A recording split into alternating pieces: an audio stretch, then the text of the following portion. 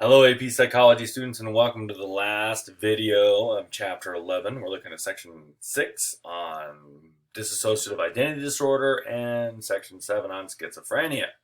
It's also my last psychology video. I made Chapters 12, 13, and 14 last year during the pandemic.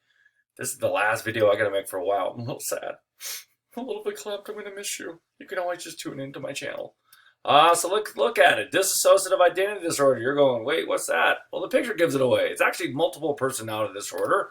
That's what most people call it, MPD. But in science and in psychology, it is called dissociative identity disorder. It's where you have two or more distinct identities within a single person.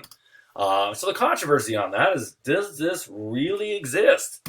It is very prevalent in popular media. It makes for really fun movies. It's always fun to have that multiple personality kind of thing going on, like comedies like Me, Myself, and Irene. There's the one with Split, and all that stuff. The two schools on it are that those who think it's uncommon but is unrecognized. That a lot of us have multiple personalities. We change our personalities based on the situation. We change our personalities based on who the teacher is, or what class we're in, or if we're going to work and I'm working with this coworker or that coworker. And we can change our personality if we're around our friends versus our parents. So it stems from coping through childhood to get along with others. And then those who think it's just made up by clinicians themselves and it's not a real disorder. It was overdiagnosed in the 1990s and it led to a lot of really good movies. And so there's the old Sally Field movie. I'm not sure what that one's called because I'm not that old. I'm sorry. Mr. Martinez would know. The social cognitive explanation is an extreme form of the ability we all have to present different aspects of our personality that we adapt based on our situation. We adapt to our surroundings. Some people go so far that they actually totally change who they are.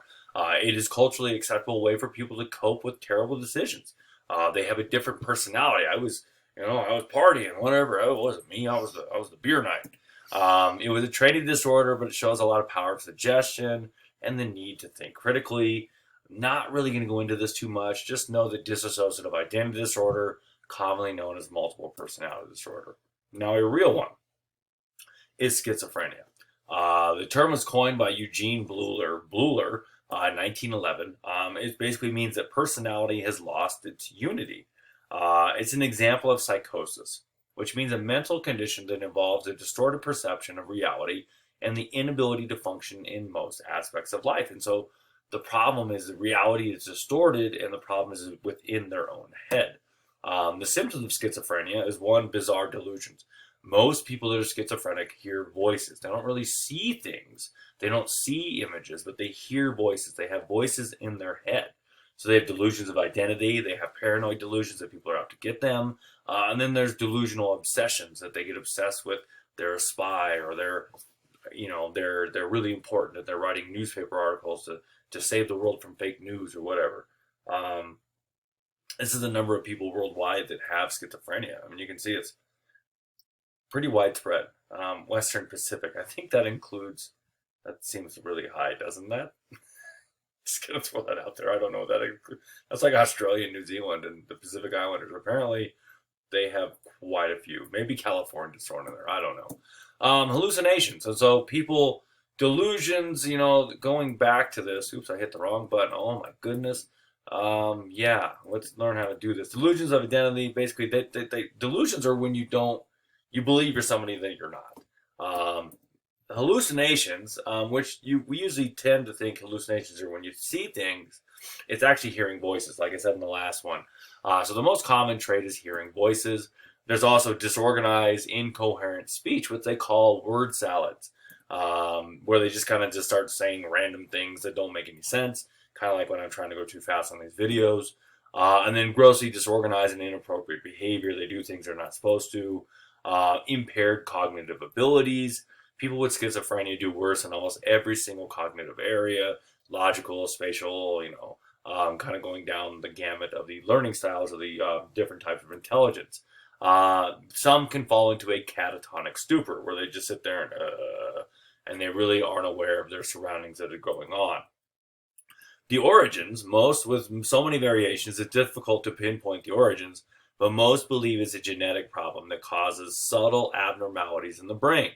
So some people are genetic predisposed to do this. An identical twin that develops schizophrenia puts the other twin in a greater risk to basically get it.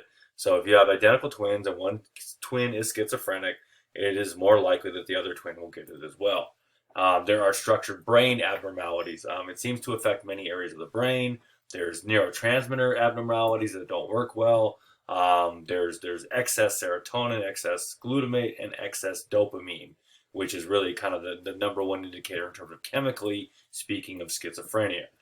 There's also prenatal problems with birth complications, and then adolescent abnormalities in brain development. So the first symptoms of schizophrenia usually show up in adolescence.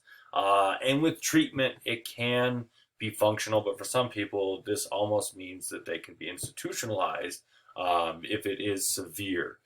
There are people out there that are on medication to treat their schizophrenia, but a lot of people, this is a very difficult one to kind of deal with.